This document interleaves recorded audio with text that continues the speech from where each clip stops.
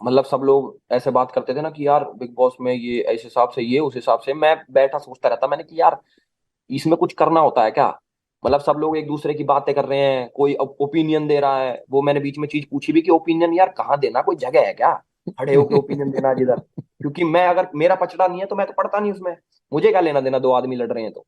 But हम्म। उन्होंने समझाया कि नहीं भाई, अगर ऐसा मुद्दा हो तो ऐसे करते हैं वैसे करते हैं। मैं कहा ये तो साड़ा हम कर ही नहीं सकते, क्योंकि ना हम चुगली चट्टों में, ना किसी चीज में कि भाई ना किसी को समझाएं। अगर कोई खुद पूछ रहा है हमसे तो भाई आके समझा देंगे। तो स्ट्रेंथ तो ऐसे नहीं, बट अभिषेक था, मनीषा थी, इनके साथ मेरा टाइम स्पेंड हो जाता था। पूजा जी थी, उनके साथ मेरा स्टोरी टाइम चलता था। वो अपनी स्टोरी सुनाती, मैं अपनी स्टोरी सुनाता, अपनी जो मेरी आप बीती हैं। तो वही था। और बेबिका से थोड़ा बहुत मजाक करके उसकी थोड़े थोड़े पॉइंट मार देता, उसको समझ भी नहीं आती थी तो और मजा आता था। हम्म। ये शॉल पहन के घूमने का, आपको शॉल बिग बॉस ने भी दिलवाई, पूजा जी की भी एक शॉल तुम्हारे पास थी। ये मतलब एक जो विलेजीज होते हैं उनकी तरह एकदम ये 50s वाले अंकल्स की तरह पहन के घूमना, ये अंकल क्या, की ये क्यों? मैं मैं घर पे तुम पहनता था जवान मतलब। हो, तुम्हारे चर्चे चल रहे हैं बाहर, तुम लड़कियों को की तरफ भाव नहीं दे रहे, बाहर तुम्हारी इतनी बातें चल रही है।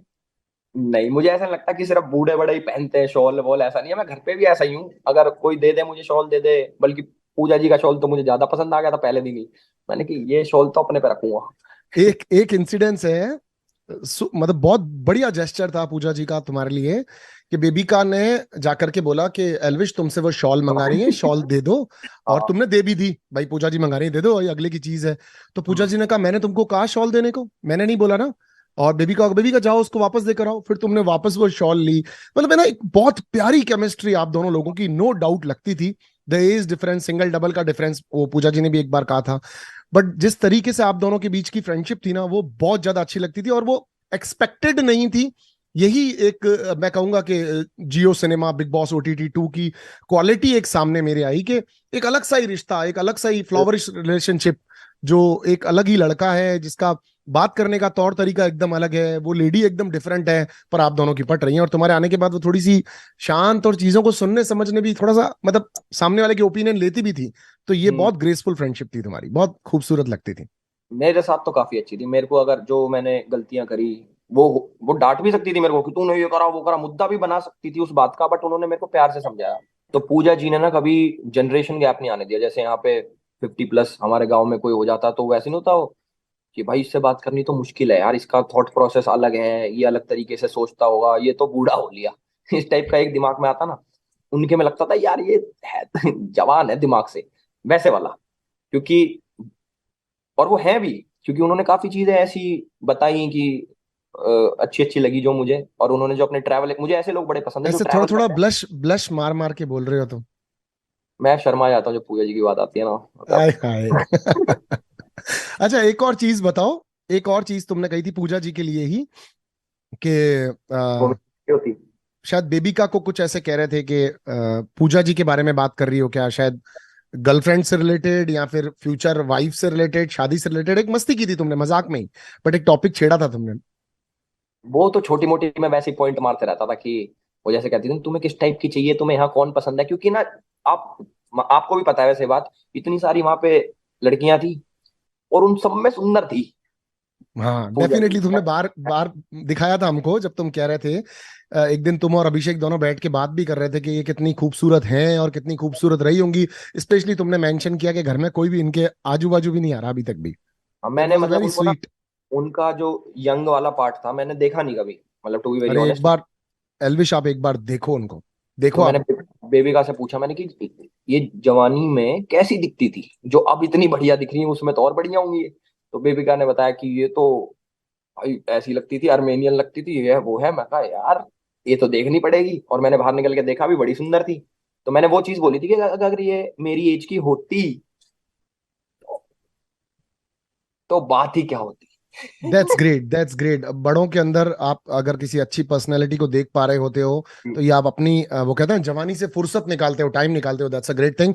बट अब जवानी की बात चल रही थी तो मुझे एक बात बताओ। ये पूरी शायद दुनिया ही अब जानना चाहती है, क्योंकि टाइम स्क्वायर तक तुम पहुंचे हो। वो हाँ। लड़की कौन है जिसकी वजह से तुम लेफ्ट राइट यहाँ वहां कहीं नहीं देखते हो? कौन है वो? एक तो एक आधा तो हमने कुछ इंटरव्यू वगैरह भी देखे हैं, तो कौन है वो लड़की?